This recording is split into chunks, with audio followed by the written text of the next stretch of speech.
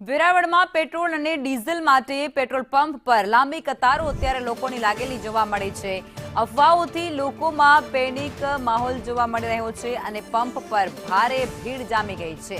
હાઈવેના કેટલાક પંપ પર તાત્કાલિક ડ્રાય સ્થિતિ સર્જાય છે।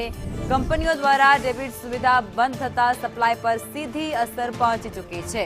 કન્ઝ્યુમર રેટ વધતા રિટેલ પંપ પર ઘસારો લોકોનો વધી ગયો છે।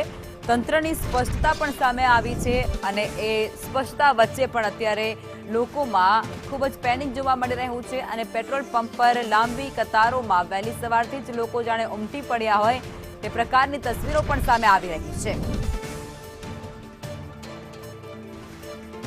નાથના અનેક પેટ્રોલ પંપો ઉપર આજે સાંજથી લાંબી કતારો લાગી ચૂકી છે। આપ જે દ્રશ્ય નિહાળી રહ્યા છો આ વેરાવળ શહેરના હાર્દસમા ટાવર ચોકમાં આવેલા પેટ્રોલ પંપના દ્રશ્ય છે।